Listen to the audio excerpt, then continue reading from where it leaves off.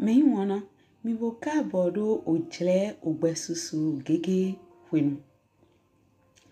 To kan heji mina tindo droje gbonjo mi on Kristi Jesu tondali nando no la wendagbe podo nando ma ho me jrado ho. Mina sono ma nu pikplon gbon owewe dali kele dide asisa ogbesusu gege Kristi ton drodo. Bon chomion eton lo kolo kede dali mina so no tindo ojre ide gbibo eton na gokona mi gbon na do hode na mado ganon le awufie salon le mehenu kundo biale asu kwasi po le wendo etinto tu klame le podo akota le mvemi na mini tunto mi ton ayi na do mi mando ogbe susu gege lo me podo na do moi to go flame pátápátá. Me wana ope gigo fi pa ye ile pona papa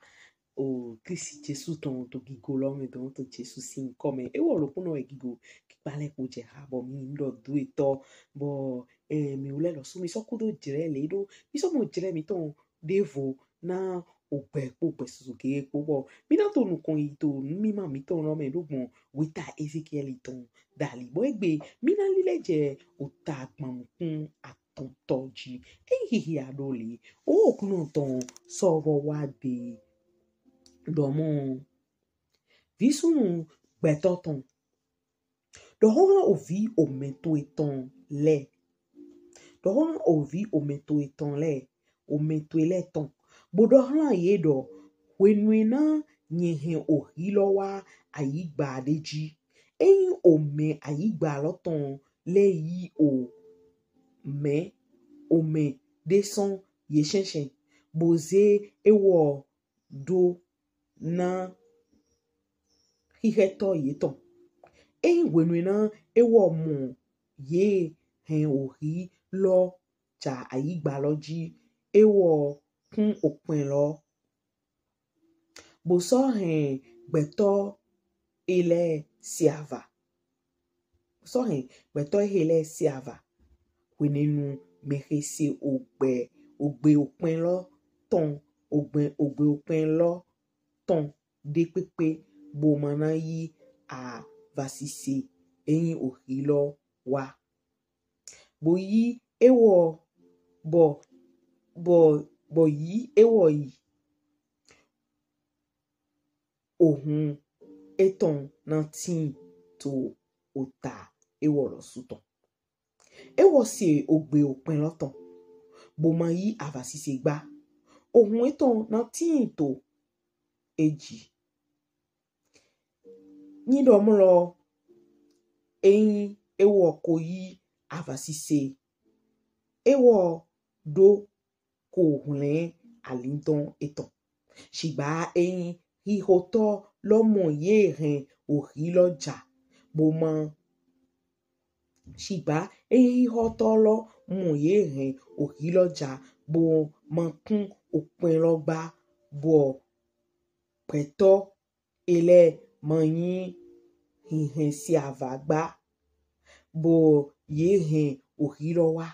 bo yi beto de pepe son ye shenshen ye de ewo se na onyina wa eton shigba ohun eton we ye na kambio to alo hihoto lo tome mowe rievisun betoton nyenkoze riedo do ohihoto de hlan okwe nyenkoze riedo ohihoto de do de hlan okwe Israeliton ene utu se oho to onushe bona hen siava ye son nyinde wenena nyendo hlan minyankan lodo rie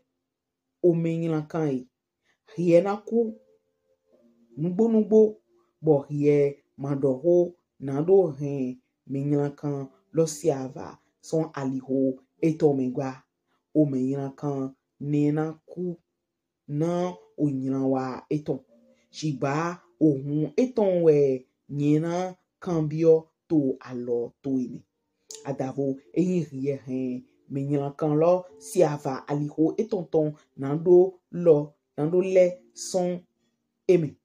bo ewo man so le son aliho eton me gba ewo na ku na onyina wa eton shiba rie ko hen ali don to gboro rie vi sunu gbe toton do han okwe Israeli ton do lewe mi wule to dido domo nugbo oseme jije mi ton le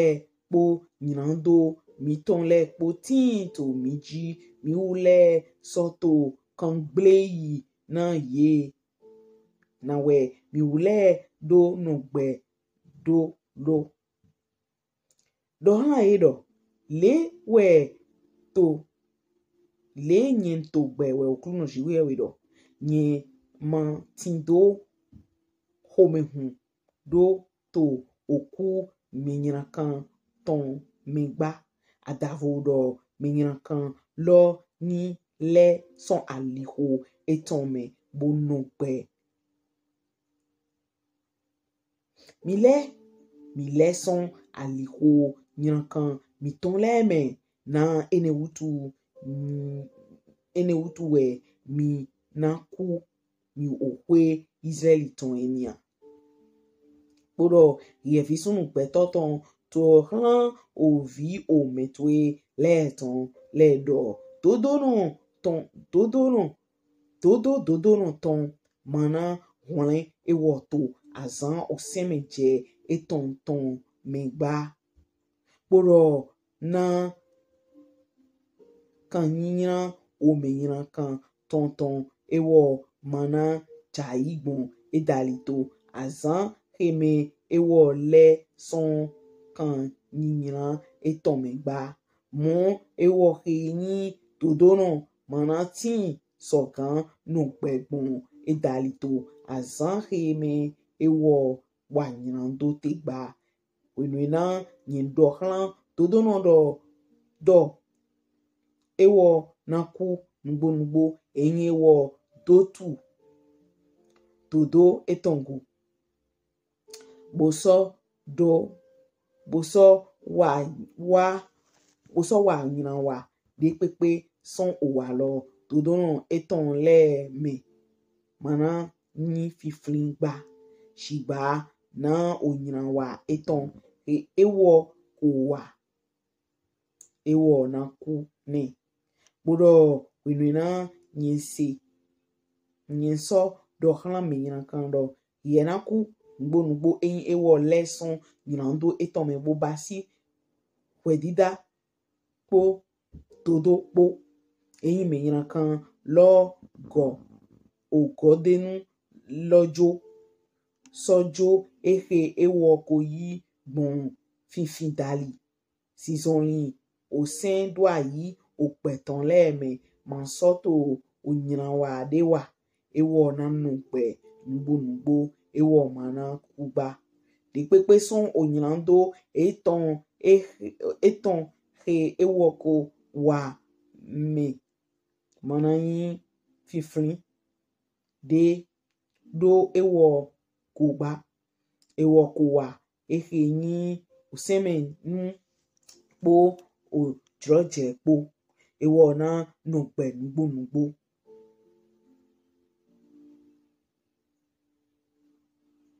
kan ho ovi o meshe le ton leto jidodomo aliho kluno ton ma ni jijogba shigba na yewule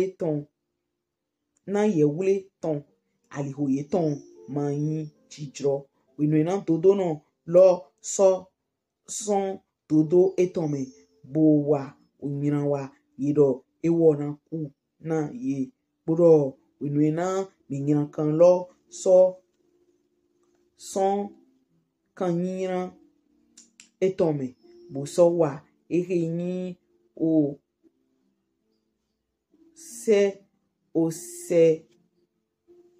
osunpo droje po ewo nanu gbe bon edali kancho mi ule to di domo ali hokuno ton ma inji drogba mi wo pe Israeli ton emi nye na tahwe na mi o medo poropo keredi ali ho etonle eso ajo to okwe wia weto memenglo mi tonton me to osun awoto me to azan atonto osun loton me we o mere ko hongan son Jerusalem me de wade domo yeho to da holo tivie alo kuno ton ko tin to jie to wedida lo me wepo ewo he ye hongan loduwa eko hun onu she kaka ewo do wa de to afun lo me yeso hen onu she nye manso yin mbo penu ba oho okluno ton so wa de domo visunu gbeto ton ye no oten ogbogbe ne le me to aigba Israeli ton me le do ho domo do powe Abraham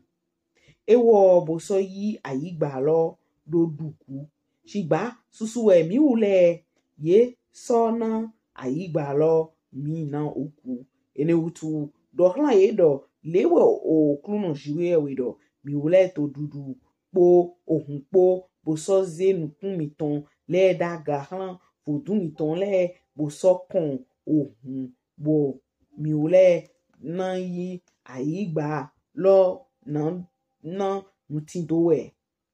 mi ule shite to ohi mi tonji mi to osunu zonwa mi ule ome de pepe son to soto asi comme nous étant ton flou bo mi ule na yi aigba lo na mutindo we lewe ye na do hlan ye lewe okluno shiwe we do le nyinto gbe ngbonugbo ye he tinto oten ogbogbe le lo me le na cha igbon ohilo dali bodo ewo he tinto odan we dedeji we nyina jo hlan pe kan ni le na do yin viva sudo bodo ye he so tin to ofi gangan le me bodo to o seslo le me na ku na azonyina kan lo nyimbo na so hen aigba rozun o jevo de po awujinu de po osakla nhon etonton bona so bodo bodo ose Israeli ton le na so yin ofoje bo mede mana chugbun eme wenenu we yena nywe do nyewe okluno wenena nyinko hen aigba lozun ojevo de po awujinu de po na osunu yeton he ye ko wale po ton utu bodo na hieton visunu petoton ovi ometo eleton leto oho hieton do to adole go poro to ohun oholeton leme bo to ohoro omede hlan awito ome doporopo hlan no visunu eton domo nyinvo ye wa bososi nu he oho he jegbonu son okluno de wa loyin ye boso wa de we ye boso wa de le gbeto lenu wado ye sosi ayin to nu kon to edi ome shele ye so se oho to we le shigba mabasi ye gba na onu ye ton we yeyi dodo owanyi ya shigba aika yeton yi hodo ale yeton bo pon yetin hlan ye di ohan a owanyi ome etin do ogbe dromo ton de boso sogan ho to ananzon deji dagbe na yese oho to ile shigba ye ma we ye gba gboro inina ehe ye jo dai ego eja wininu ye na nwedo ye we gande ko tin to ye chenchen ni she bo chiwe we eto to o aho hodo polo vodo o cheka ri hodo polo vodo to mi ko lo ponji pon to mo yin me de hodo mi ma de mi nu mi ma ka jefi mi na mo mi jefi de bo chiwe we le ko bi akota le mi na do suna me lo popo kle di azon to alonzo to bo we ni le ko chiwe to mi akota ni mi dan do ho dan do ibe yin o mu jono eton le si tito ase azon na do hengle ntoli o jagodo chiwe o wutu izeli to wenenu e ma le vojo be na pon ma ndo ha chiwe we lo e ma te ko nu kunta pon na mere mi gbo mi ni don mi de sepo e o we ni nu enyan ro so suna irogo bo mi wana weta Ezekiel ton otaton kwanton ene lo nrodo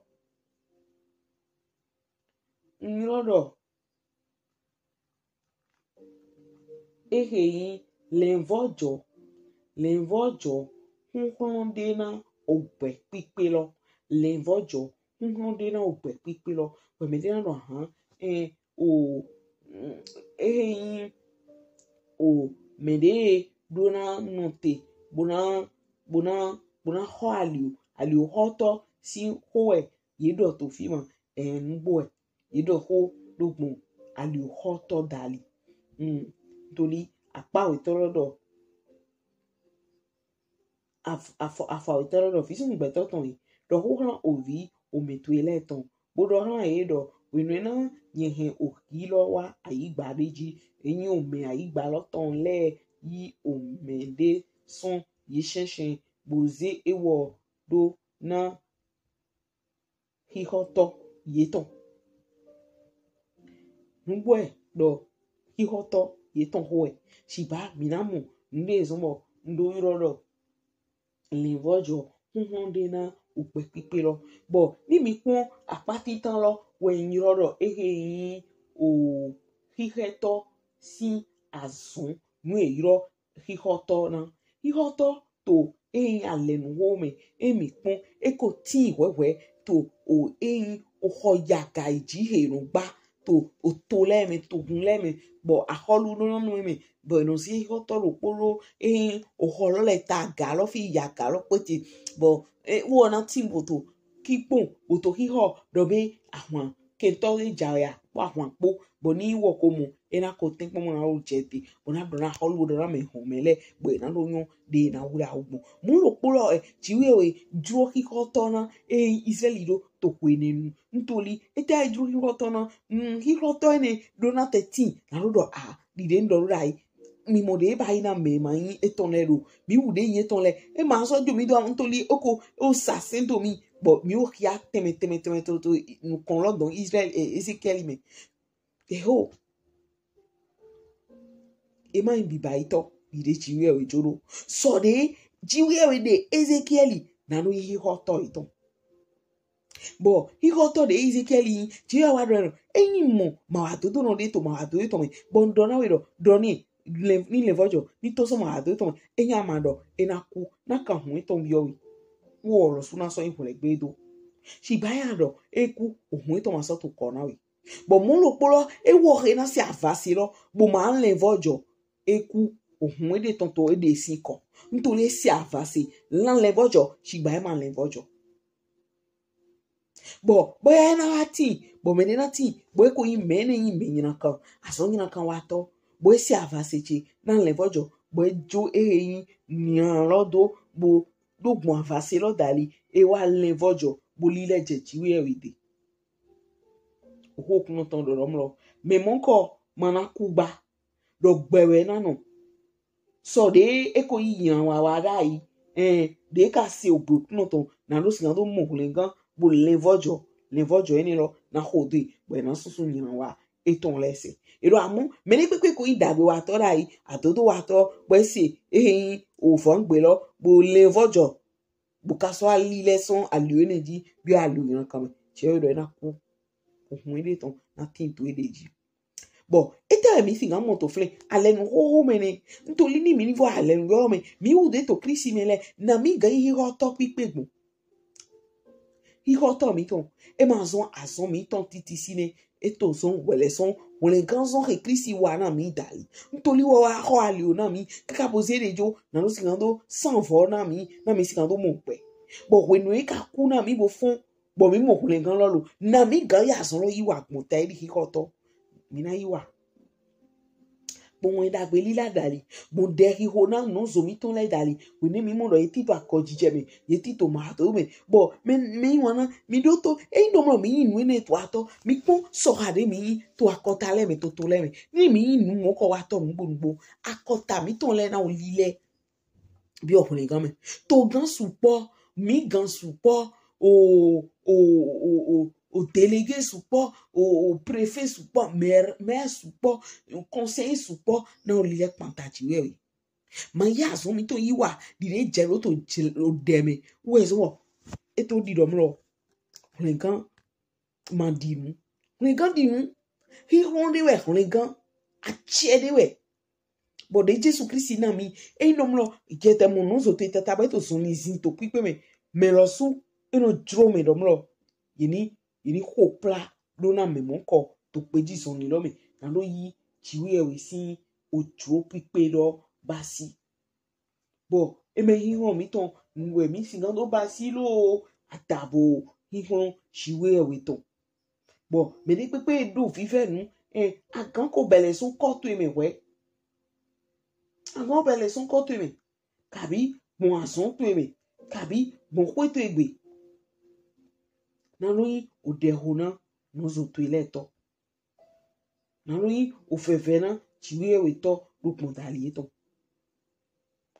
hi hosin asoni adowa do moni bo ena le vojo wa ntoli ri che to de ko to nuglo bo to ma ove chiwe na to ason yiwa na lo di ai hale bo ai hale di olu ise na bio temi ise bio temi no o gbe na wa ma o ku ma so dunu ba ni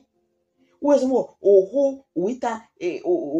blue leton o ta awo afoiton gban ewe awije gban ewe nukunu poto lo le o mo o me ododo no na no ogbe gbon yi se dali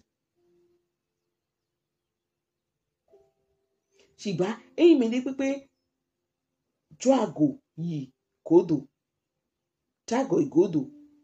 aiha she mana tin do omehun dego siba mi ule matin to yere to akoje yi dogwe han tintome le gba adavo yere yise han oringan ayigba leton bo dedo yise hon to do na no pebo yise dali mo lo polo yise lo dide owo okuno ton do eti bon nue oto sigan se dali yise zon nuhe oto sigan se dali bon nuhe oto na se zon jiwe ewite ma hiya kanji hiya dole be kwenenu yise wa son siseme poro sise gbon oho Kristi ton dali yise wa son siseme poro sise gbon oho Kristi ton dali bo de do mina no gbegbo yise mi ton dali e ba ido holo me we mina to tado na no hia na no le no po bo na man mi mande po mi po wende mi yibo do to season nugbo ja ude no jo ni mi do ai ha do te bo pai ndi no jo tori wende nyando na wa bora hu hondo mi giro fun nyando ro nyando Kristi Jesu eko be agbanto so yi o satinji to Golgotha eko so aho ba ma so do yin re yin jiba do yin ko yin di dayo to uwo Kristi Jesu me eni to be agbanto bo te do ni atendo mo tata be alen mo tata nyando ro si a che no gble ni no mo boya nu dro me nu dro o irado me ho abi ho me gble no le di pepe de na bo peto igbo kun to gan na wi avance mu na wi jero ya do ho na okun dona nyando ro Kristi Jesu obuto eji to satinji a che ton so no yin pikwe to pinme bo mina pon nu mi le dona iwa to alenuyo meni bo ma ndo ku ntoli o hokun to no yise no ena jai to do no na jai ra chan wi mo ina so fun e ba iro ayi jijelo ma goma wa ayi jijelo wenu ne wu ne ma po mi po wa lo abi ko gbe o dairi o de gan o na lo fe ki kan na nyando ena ha ije wa bo ni mi ni lesson apa ni lo mi da mo lo apa we to lo me nyiro do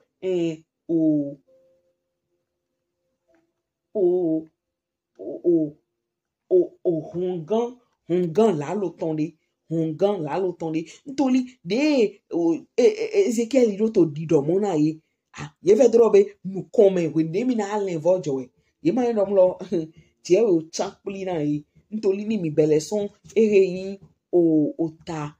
afokonu kun opolo kaka so yi ota panu ponton lo toji mi na mo de ede talando uchi wa iton de no do merevo me no ye merevo si asido de edu la po hunporo doli me to la po hunpodu edu opepe o kanlin loton ohun ope gbigbo kanlin loton ka tin to hun iton me bo de ye mo do mu na ede ledo ye tin bo do ajoje do ede ledo bo to la lo dodo ede leko bo chiwe we do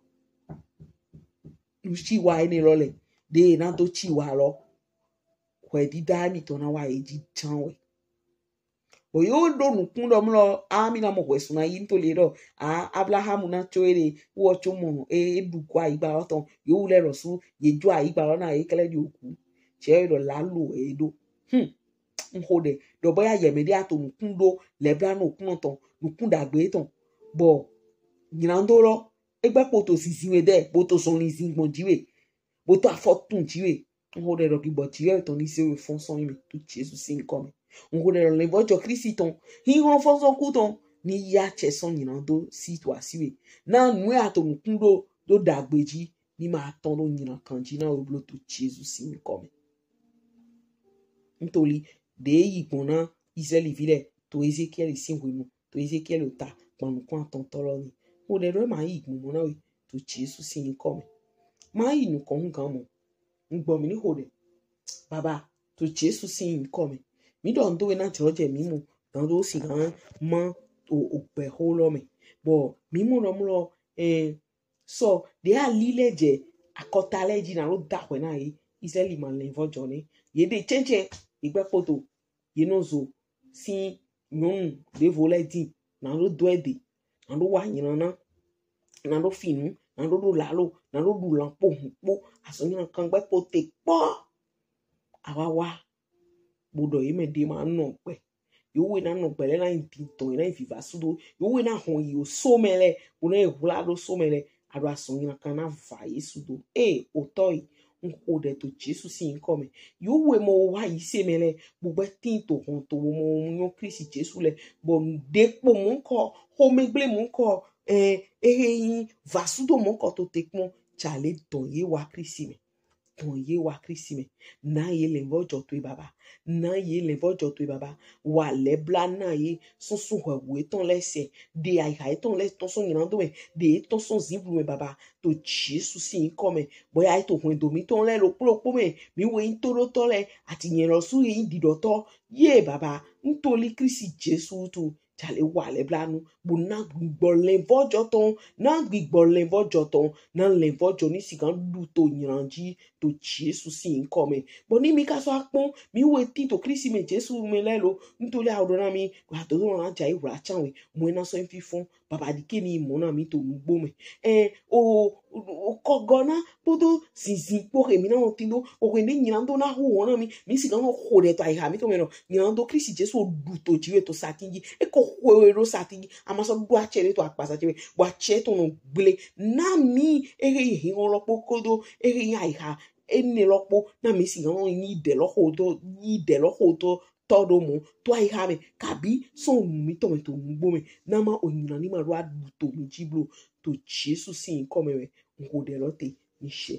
bóyá yẹmẹrí àmọ́ ọmọ ọkùnrin kan wà tó pété ṣe